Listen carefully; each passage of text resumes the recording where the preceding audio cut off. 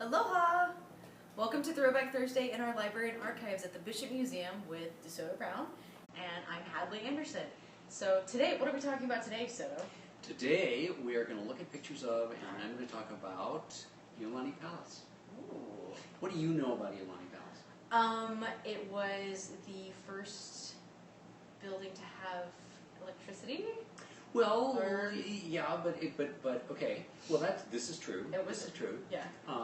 Iolani Palace is a very famous historic building located in downtown Honolulu, and people are not quite sure in some cases of what its function was.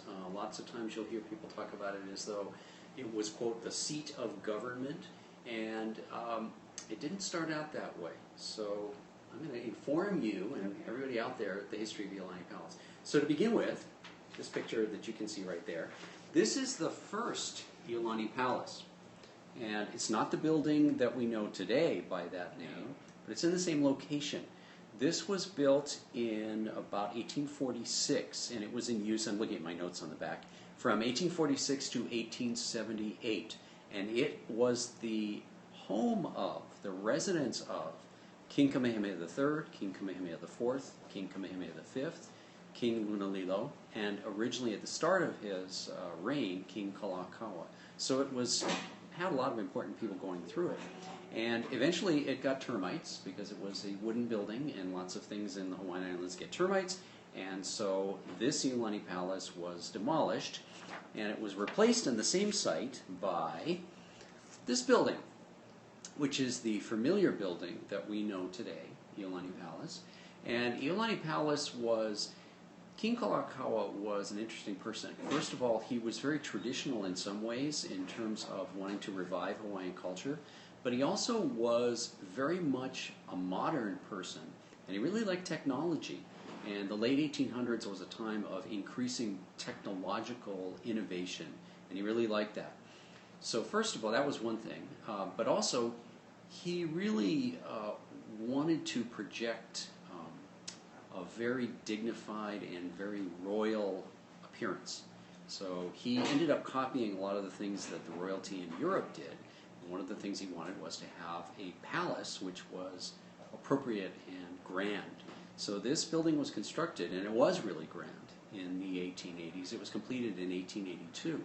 And as Hadley said a little while ago, because Kalakaua was a technology freak and fan, not only did he install electricity in Iolani Palace very early, but he also had indoor plumbing in the palace very early, and it is said that Iolani Palace had an indoor toilet before the White House did in the United States.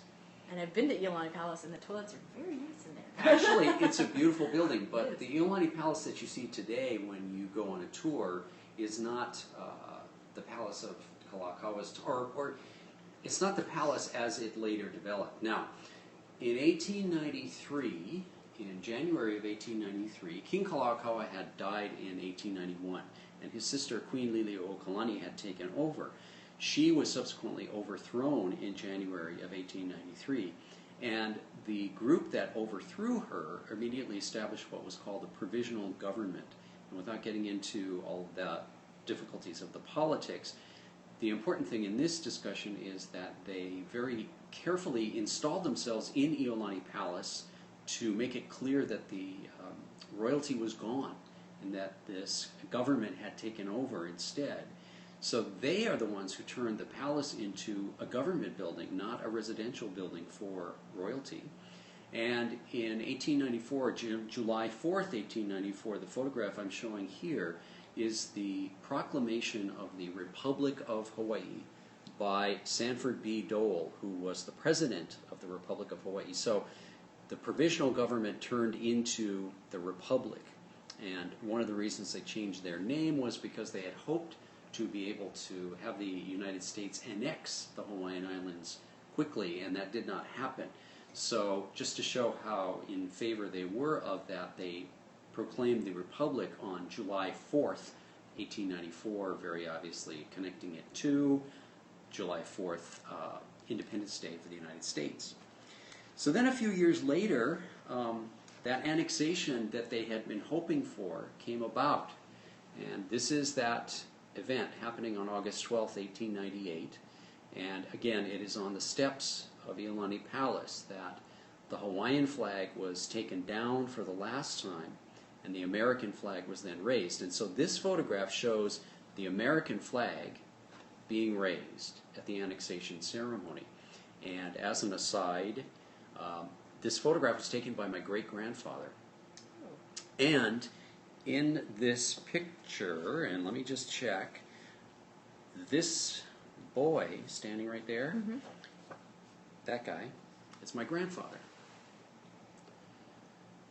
So there you go.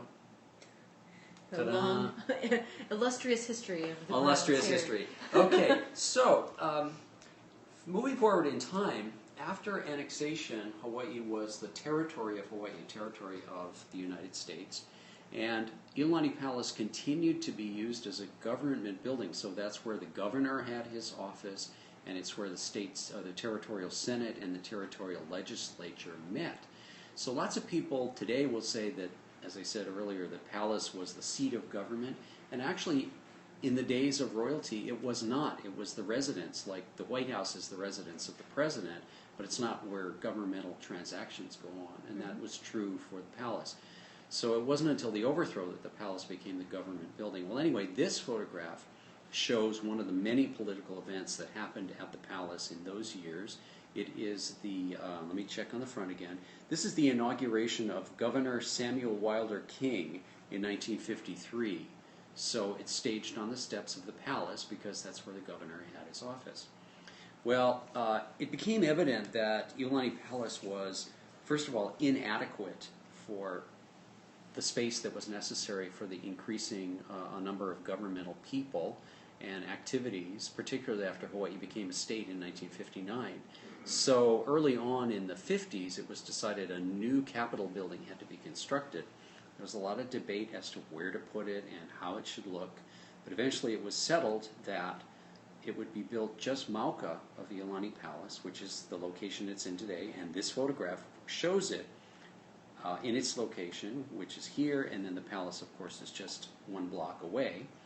There was also discussion at the time what to do with the Iolani Palace if it wasn't going to be used for governmental purposes, and it was decided it would be restored and maintained as a historic site while all of the official government things moved to the state capitol, and the state capitol was completed in 1969. So that's where all that stuff goes on today, and Iolani Palace still stands and has been restored, and as Hadley said, if you haven't been to the palace, it's really beautiful. It's really very worth a trip to see what the interior is like and to see how beautifully it's been restored. And you also get, of course, a lot of the history that I just touched upon, the people who lived there, the people who worked there, and so forth. Yeah. Is it true that obviously the Provisional Government got rid of a lot of the furniture? Exactly. Things that That's were right. in the palace, so That's the right. family That's furniture. right. That's true, and that's a really important point. Iolani Palace was filled with furniture. Of course, as I said, that's where King Kalakaua lived, and then Queen Liliuokalani, she still lived in her house at Washington Place, which had been her husband's home, so she wasn't in the palace quite as much. She also wasn't there for very long, unfortunately, although she was imprisoned there, but that's another whole story which I won't get into right now.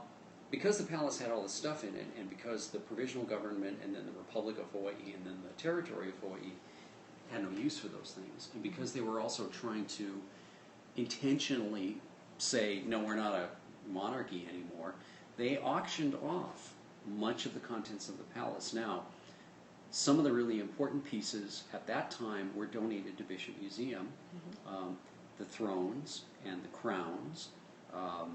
However, those have been loaned back from the museum back to the palace, so that's where they are today. But other than that, all of the furniture, as I said, and the dishes and the silverware and the glasses and all of these things that would go into a royal palace got dispersed. So since the 1960s, since the restoration of the palace, there's been an active effort to get things back. And they have in fact received a number of donations from people who knew that they had Iolani Palace items, or in some cases didn't know until they visited, that, wow, we've got this table or this chair or something, and they donated them back. I've talked to some visitors who have visited Iolani Palace back before they had some of the items, and they're amazed now when they go to Iolani Palace and see they have a lot more items and a lot more rooms. Because a lot of the rooms were unfurnished. They've also done a lot of work to replicate things that they have lost, particularly fabric for carpets and upholstery and draperies that they've found little fragments or they've had to try to figure out. And in some cases they've gone back to the original manufacturers, if they know who they were, to have these fabrics rewoven or re-dyed or recreated so that there is a close approximation of what the palace looked like in the 1800s. Fantastic. Yeah. And that's the only palace that housed monarchs on American soil. Exactly. So it's definitely worth checking out. But of course, come to Bishop Museum first. Or keep an eye out for Bishop Museum when you visit Iolani Palace. Exactly. We loan quite a few artifacts over there. That's absolutely right. That's absolutely right. So again, we're coming from Bishop Museum, and if you want to know more about Bishop Museum and want to know more about the various wonderful things that are going on, such as our WOW exhibit, World of Wearable Art. World of Wearable Art, which we talked about last week, which is really wonderful. You can visit the Bishop Museum website, www.bishopmuseum.org, and come on by and visit us and have a good time. And then we will talk to you next Thursday for next Throwback Thursday on Periscope. Bye.